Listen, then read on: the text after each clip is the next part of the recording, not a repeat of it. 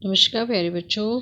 बेटा आज हम करेंगे अपनी ड्यूई की वर्कशीट 57 फ्रॉम जो आपके पाठ प्रकाश से है। और बेटा आज हम पढ़ेंगे प्रकाश का अपवर्तन। प्रकाश का अपवर्तन किसे कहते हैं? जब प्रकाश एक माध्यम से दूसरे माध्यम में तिरछा होकर जाता है तो दूसरे माध्यम में इसके जाने की दिशा में बदलाव हो जाता है और इस परिघटना को हम क्या कहते हैं? अपवर्तन। प्रकाश की सबसे तेज चाल किसमें होती है बेटा? निर्वात में, जिसकी वैल्यू कितनी होती है? 3 × 10⁸ मीटर पर सेकेंड। मतलब निर्वात में प्रकाश की चाल सबसे अधिक होती है। और अपवर्तन का क्या कारण होता है बेटा? जो उसकी चाल में जो डिफरेंस आ जाता है, जो बदल जाती है, जो अपने पाथ से, अपने रास्ते से मुड़ जाती है, उसका क्या कारण होता है? प्रकाश की चाल में ही बदलाव आना उसका मेन कारण होता है। ठीक है, तो देखिए बेटा, कांच के आयताकार स्लैब में हम पर अपवर्तन की परिघटना का अध्ययन करेंगे। देखिए जैसे बेटा ये आपको कांच की स्लैब दे रखी है PQRS। ये बेटा आपकी आई इंसिडेंट रे, जिसको हम कहते हैं, आप जिसको कहते हैं आपतित किरण। बेटा ये है आपका अभिलंब। ठीक है, आपतित किरण जो है बेटा वह एक माध्यम से दूसरे माध्यम, ये देखिए बेटा ये कौन सा माध्यम है? यह है विरल माध्यम। विरल माध्यम जिसको हम कह सकते हैं आपका वायु। ठीक है, और ये कौन सा माध्यम है बेटा? सघन माध्यम। सघन मतलब थिक। ठीक है, जैसे हम इसमें क्या ले रहे हैं? कांच की स्लैब। ठीक है, तो जब प्रकाश की ये किरण एक माध्यम से, ये माध्यम अलग अलग हो गए बेटा। ठीक है, ये विरल है और ये सघन है। एक माध्यम से दूसरे माध्यम में जब जाएगी तो वह अभिलंब से, ठीक है, अभिलंब की तरफ हो जाएगी। देखिए बेटा, उसको जाना इस तरफ चाहिए स्ट्रेट, और वो उसकी तरफ मुड़ जाएगी और ये आ जाएगा। ठीक है, ये उसका पाथ आ जाएगा। इसी प्रकार बेटा जब ये दूसरा अभिलंब है, जब सघन से विरल में जाएगी, अब देखिए अब वो सघन में आ चुकी है और अब वो विरल में जब जाएगी तो वो अभिलंब से क्या हो जाएगी? दूर हो जाएगी। देखिए बेटा, जाना तो उसको ये चाहिए था इस तरफ, लेकिन वो मूव कर जाएगी इस तरफ। ठीक है, तो इस तरीके से उसके पाथ में क्या आ जाता है? उसके रास्ते में क्या आ जाता है? परिवर्तन आ जाता है। और हमेशा ध्यान रखिएगा एंगल ऑफ इंसिडेंट, जिसको हम क्या कहते हैं? आपका आपतन कोण जो होता है बेटा, वो हमेशा जो आपके निर्गत कोण होता है उसके समान होता है। ठीक है, अब देखिए बेटा, और ये बेटा आपके रिस्पेक्टिव टीचर्स आपको स्कूल में जब भी ओपन होगा या जिस तरीके से भी अवेलेबल होगा, वो आपको ज़रूर इसकी प्रैक्टिस भी करवाएंगे। ठीक है, एग्ज़ाम पॉइंट ऑफ व्यू से भी इम्पॉर्टेंट है। तो देखिए बेटा, आपतन कोण निर्गत कोण के समान होता है। जैसे मैंने आपको बताया बेटा, आपतन कोण ये है और निर्गत कोण ये है, तो आपका जो निर्गत कोण होगा वो आपतन कोण के क्या होगा? समान होगा। पार्श्व विस्थापन, कांच के स्लैब के कारण प्रकाश के मार्ग में विस्थापन होता है बेटा। कांच के बने, जैसे आपको बताया, एक माध्यम से दूसरे माध्यम में जाने पर क्या हो जाता है? मार्ग में विस्थापन आ जाता है।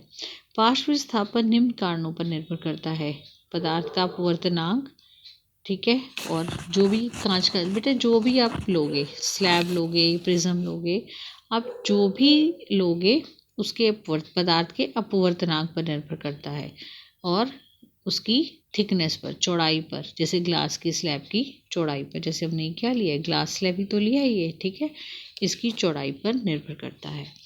अब देखते हैं बेटा प्रकाश अपवर्तन के नियम। आपतित किरण, अपवर्तित किरण तथा दोनों माध्यमों को अलग अलग करने वाले पृष्ठ के आपतन बिंदु और अभिलंब, ये सभी एक ही तल पर होते हैं। यह पहला नियम। दूसरा देखिए बेटा, प्रकाश की निश्चित रंग तथा माध्यमों के युग्म के लिए, मतलब sin I/sin R, जो ये अनुपात होता है बेटा आपतन कोण का और अपवर्तन कोण का अनुपात जो है वो हमेशा स्थिर रहता है, और इसी को क्या बोला जाता है? स्नेल्स लॉ, स्नेल का नियम। इसको क्या बोलते हैं हम? स्नेल का नियम। मैं दोबारा लिख देती हूँ बेटे। स्नेल का नियम क्या कहते हैं? Sine I upon sine R किसके बराबर है बेटा? स्थिर, एक स्थिर स्थिरांक के बराबर है। ठीक है, किसके बराबर है? स्थिरांक के। ठीक है, चलिए आगे देखते हैं। अपवर्तनांक क्या होता है बेटा? अपवर्तनांक माध्यमों के युग्म में प्रकाश की गति के अनुपात को क्या कहते हैं? अपवर्तनांक कहते हैं। ठीक है, जैसे एन किसके इक्वल है? माध्यम 1 में प्रकाश की गति, माध्यम 2 में प्रकाश की गति का जो अनुपात होगा वह क्या कहलाएगा? अपवर्तनांक। ऐसे बेटा निरपेक्ष अपवर्तनांक किसको कहते हैं? यदि माध्यम एक वायु या निर्वात है तथा दूसरा माध्यम जो है उसका एक पर्टिकुलर वैल्यू है बेटा। जैसे देखिए, निरपेक्ष अपवर्तनांक यदि माध्यम 1 वायु का निर्वात है तब माध्यम 2 का अपवर्तनांक निरपेक्ष अपवर्तनांक कहलाता है। देखिए जैसे n क्या है? c की वैल्यू बेटा, c आपका क्या है? निर्वात में प्रकाश की चाल, ठीक है, प्रकाश की गति, और v क्या है? माध्यम में प्रकाश की गति। ठीक है, यह क्या कहलाएगा? आपका अपवर्तनांक, निरपेक्ष अपवर्तनांक। ठीक है, तो देखिए प्रकाश सघन माध्यम में दिए गए दो माध्यम में जिसका अपवर्तनांक अधिक होता है बेटा उसे सघन माध्यम कहते हैं, और जिसका अपवर्तनांक कम होता है उसे विरल माध्यम कहते हैं। जब प्रकाश किरण विरल से सघन माध्यम में जाती है तो उसकी चाल कम हो जाती है और वह अभिलंब की ओर झुक जाती है, और जब प्रकाश की किरण सघन माध्यम से विरल में आती है तो उसकी प्रकाश की चाल तेज हो जाती है, इस वजह से वो अभिलंब से दूर हट जाती है। ठीक है, और जितने भी अभी तक बेटा ज्ञात पदार्थ हैं, ठीक है, उन सभी में जो हीरा होता है, हीरे का अपवर्तनांक सबसे अधिक होता है, दैट इज 242 होता है बेटा। ठीक है, 242 होता है बेटा। ठीक है, नेक्स्ट देखिए बच्चे, यदि कांच का अपवर्तनांक, अब प्रैक्टिस अभ्यास प्रश्न देखिए, कांच का अपवर्तनांक को 1.5 दे रखा है और सी हमें पता ही है इसकी वैल्यू कितनी होती है? 3 × 10⁸ प्रकाश की चाल ज्ञात करनी है बेटा आपको। तो देखिए इसको निकालने के लिए सी आपको दे रखा है 3 × 10⁸ मीटर/सेकेंड, और एन आपको कितना दे रखा है? एन आपको दे रखा है बेटा 1.5। तो वैल्यू निकाल लीजिए C/V।